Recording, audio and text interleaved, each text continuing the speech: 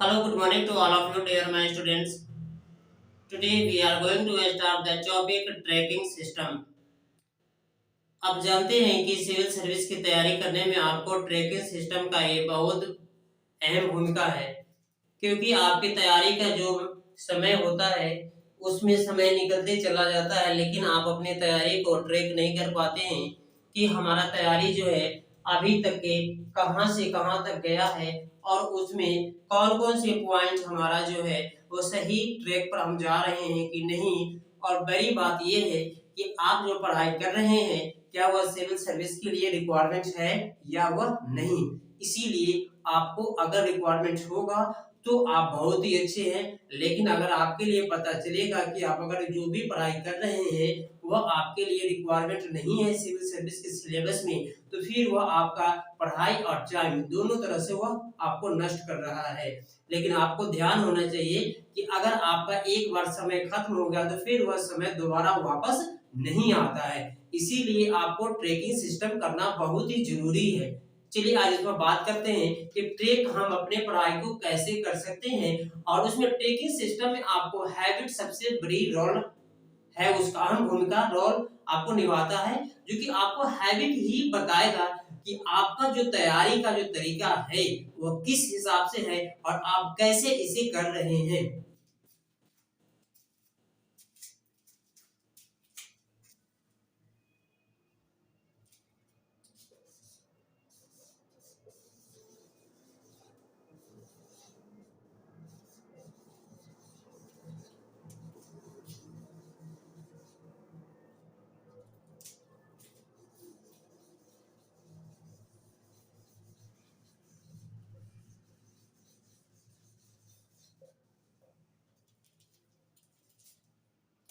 Dear my students, आपको how to keep your everyday habit. Habit आपको इस हिसाब से रखना है कि आपको डेली आपको अपने आप को तैयारी जो करते हैं इसमें आपको अच्छी हैबिट होना चाहिए, जिस हिसाब से एक टॉपर स्टूडेंट्स उसके लिए फॉलो करते हैं। और उसके जो भी आईआईटी में जो स्टूडेंट बैठे हुए अभी पढ़ाई कर रहे हैं उससे भी आपको मुकाबला होती है, तो आप उस हिसाब से आप अपने हैबिट रखेंगे कि आप अपने तैयारी को वो हमेशा ट्रैक कर पाएंगे। इससे ये होगा कि आपकी जो तैयारी होगा वो आपको चार चांद लग सकता है, जब आपको ये पता होना चाहिए। और दूसरी पॉइंट है कि इसमें आपको सिलेबस की अहम भूमिका होती है। सिलेबस आप अगर अच्छे से पढ़ते हैं, एवरीडे आपको सिलेबस पढ़ने की जरूरत है इसमें, और इस हिसाब को आपको हैबिट अपने आप को बना करके रखना है, ताकि इससे ये होता है कि आपको तैयारी में बहुत ही ज्यादा इंप्रूवमेंट मिल सकता है। Next point.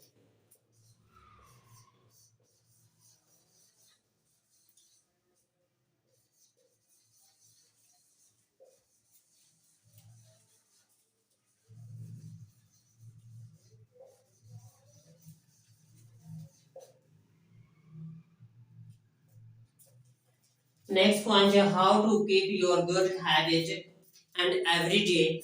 Dear students, you are a student and then after preparing for this civil service student, the other exam preparing, but then after some students are said that sir my habit is not good, then after it is different types of work, and then after I could not get up early morning, that's why. But a good students, intelligent students, extraordinary student always follow this habit. Don't follow this either and either around of this.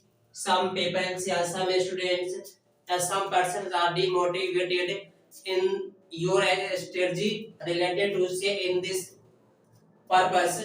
So you have to always focus this how habit, and then after you will everyday performance in your teacher in front of and students and group discussion is most important. So आपको हमेशा इस हिसाब से perform करना चाहिए कि आपके habit इस हिसाब से होना चाहिए कि आपको हमेशा अपने आप को बदलते हुए दिखना चाहिए, ताकि इससे ये पता चलेगा कि आपकी तैयारी जो है ना वो सही चल रहा है। आप अगर या तो इंस्टीट्यूट में आप जा रहे हैं डेली, या तो आप लाइब्रेरी जा रहे हैं, या तो आप अपने सेल्फ स्टडी पढ़ाई कर रहे हैं। इस तीनों में बात को इस हिसाब से देखना है कि आपको जो तैयारी में है वो आपको ट्रैकिंग सिस्टम आप लागू कर देते हैं, तो ट्रैक से ये पता चलता है कि आपकी तैयारी कहाँ तक की कंप्लीट हो चुकी है। और उससे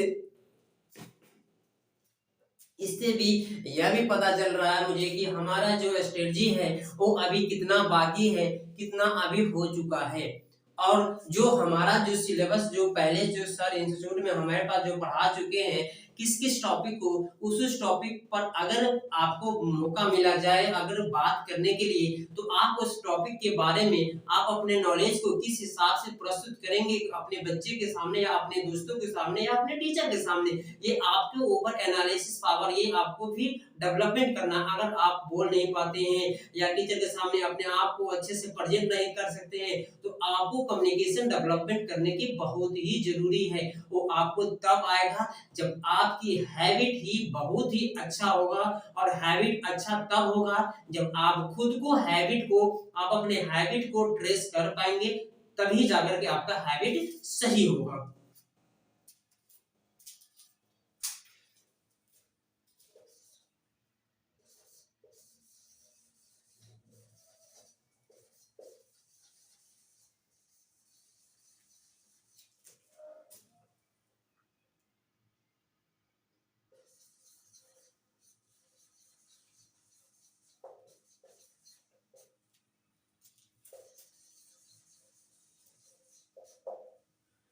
Dear my students, next point is most important to in front of you.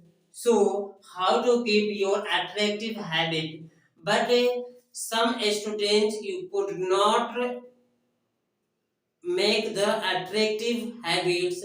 Then after it is a different type of issue in the students and say in front of me, but you have to choice in this attractive habit. Then after, how could you build the attractive habits? First point, so first every day reading newspaper and syllabus. First, I would like to say that each students related to the civil service, and then after in the extraordinary, first priority reading the syllabus. Number two, the Hindu newspaper या आपका दैनिक जागरण। सब ऐसे भी बच्चे होते हैं जो कि अगर हिंदी मीडियम से है तो वह अपना दैनिक जागरण या अपना वो हिंदुस्तान पेपर जो एक आपको राष्ट्रीय पेपर पढ़ने की बहुत जरूरी है। और उसके बाद आपको यह पता चलेगा कि आपके लिए किस किस आपको अपडेट होने की जरूरत है, आप अपने देश में क्या चल रहा है, दूसरे देश में क्या क्या चल रहा है, तभी आपको ये पता चलेगा कि नहीं हाँ हमारे पास कुछ और भी नॉलेज की जरूरत है, अपने आप को निखारने की जरूरत है। दूसरी पॉइंट, अगर जो स्टूडेंट अगर इंग्लिश मीडियम से है तो उनके लिए आपको द हिंदू पेपर है, उसको आपको अच्छे से पढ़ना है। द हिंदू पेपर उसमें ये होता है कि इंटरनेशनल, नेशनल और आपको अलग अलग तरह के न्यूज जो है उसमें सब कुछ दिए हुए रहता है, और उसको आपको आपको डिसाइड ये करना पड़ेगा कि कौन सी ये न्यूज जो है और किस पेपर में जाएगा, पेपर 1, पेपर 2, पेपर 3, पेपर 4। फिर आपको कुछ ऐसे भी क्वेश्चन होते हैं जो कि वो आपको ऑप्शनल पेपर से ही रिलेटेड भी होते हैं। इस हिसाब से आप अगर पहले अगर सिलेबस को आप अगर कवर कर लेते हैं, सिलेबस आपको याद करने की जरूरत नहीं है, डेली आपको उसको देखने की जरूरत है। जैसे कि आप जानते हैं कि कोई भी व्यक्ति आपको नहीं बोलता होगा कि आप डेली जाकर के ब्रश कर लो, लेकिन आपको याद होता है कि हमें ब्रश करना है। दूसरी पॉइंट एग्जांपल आपको ये दे रहे हैं कि आपको डेली आपको ये पता है कि डेली आपको टॉयलेट जाना है, ये आपको ऑलरेडी पता है। उसी हिसाब को आपको एक सिलेबस को आपको जो आपकी लाइफ बना सकता है उसको आपको आप अपने रूटीन में शामिल कीजिए, और प्रतिदिन आपको सिलेबस को पढ़ना है। उसके बाद आप पेपर पढ़ेंगे, फिर आपको अपने आप समझदारी धीरे धीरे विकसित होने लगेगा। जब आप एक सप्ताह इस कंटिन्यू करेंगे तो आप इस पर ट्रैक कर पाएंगे कि हाँ अभी तक के जो हमारा नॉलेज था वो पहले से अभी ग्रोथ हुआ है कि नहीं। अगर ग्रोथ हुआ है तो सही है। अब ये भी देखना है कि ग्रोथ किस फील्ड में हुआ है, कौन से सब्जेक्ट में हमारा नॉलेज इंक्रीज हुआ है, इस पर भी आपको फोकस करना है। अगर कोई ऐसे भी टॉपिक है जिस पर आप नहीं बोल पाते हैं तो उसके लिए भी आप ट्रैक कर सकते हैं, ताकि उसमें ये पता चले कि इस टॉपिक में हम क्यों नहीं बोल रहे, क्या इसमें कमियां आ रहा है, इस पर आपको ध्यान देने की जरूरत है। तभी आप एक अट्रैक्टिव हैबिट आपके पास रहेगा, एक जो टॉपर स्टूडेंट होते हैं उस हिसाब से। और जब आप अगर आंसर अपने फॉर्म करेंगे तो आपको ये पता चलेगा कि हाँ हमारा रिक्वायरमेंट क्या है और मैं अपने आंसर को किस हिसाब से प्रस्तुत करेंगे जो मेंस में, तब आपके जाकर के सिलेक्शन होने का ज्यादा चांस रहता है।